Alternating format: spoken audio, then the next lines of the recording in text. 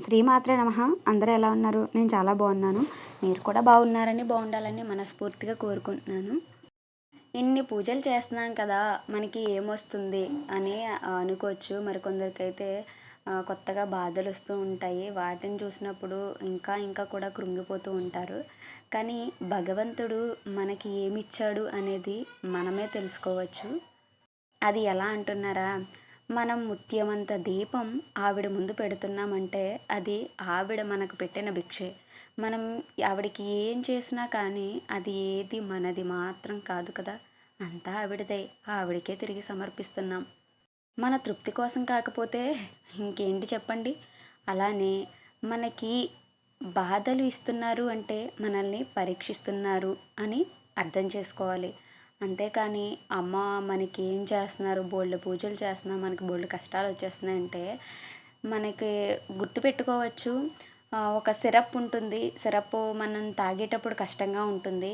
కానీ అది అయిపోయేసరికి ఆనందంగానూ ఉంటుంది. అలాగే మనకి ఏదైతే ప్రాబ్లమ్ ఉందో, హెల్త్ ప్రాబ్లమ్, అది తగ్గిపోతుందనమాట. అలాగే ఈ కష్టం కూడా వచ్చినప్పుడు ఏదో కష్టంగానే ఉంటుంది. కానీ తర్వాత మనకొచ్చే బెనిఫిట్స్ కావచ్చు, మనకొచ్చే సంతోషం కావచ్చు, కొత్తగా ఉంటాయన్నమాట. ఎంతో ఆనందాన్ని ఇచ్చేస్తుంటాయి మనకి.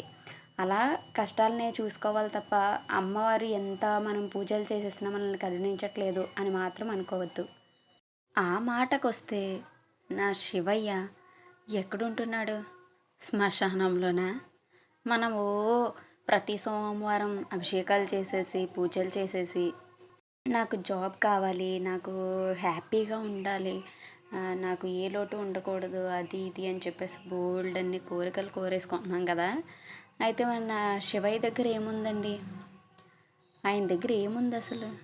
ఆయన దగ్గర ఒంటి మీద కనీసం ఒక్క బంగారం పోసైనా ఉందా? ఒక ముత్యమైనా ఉందా అసలు? ఆయనే నిలువెల్లా బంగారం అనుకోండి. ఆభరణాలు ఏమున్నాయి ఆయన దగ్గర? ఆయన ఎక్కడుంటున్నాడు? శ్మశానంలోనా? చల్లటి కైలాసం వదిలేసి, సుఖం అది వదిలేసి శ్మశానంలో ఉంటున్నారంట. ఇక చూస్తే మన దుర్గా అమ్మవారు చూస్తే గౌరీదేవి. ఈ దుర్గమ్మ గాను, వారాహి గాను, లలితమ్మ గాను, అన్నపూర్ణ గాను ఈవిడ అవతారాలు దాల్చుకుంటూ రాక్షసుల నుంచి లోకాన్ని సంరక్షిస్తుందా? ఏ కష్టమూ లేకుండా జీవితాన్ని సాఫీగా జరిపించడం కాదండి సంతోషం అంటే. ఎన్ని కష్టాలున్నా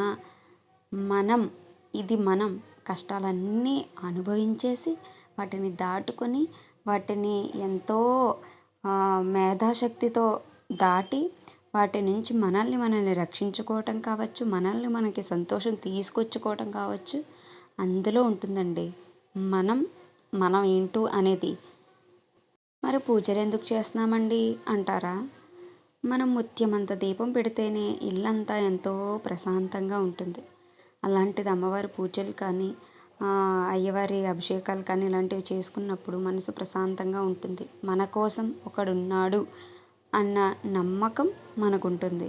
అదే మనల్ని బ్రతికిస్తుంది. అందుకే ఇవన్నీ. Thanks for watching.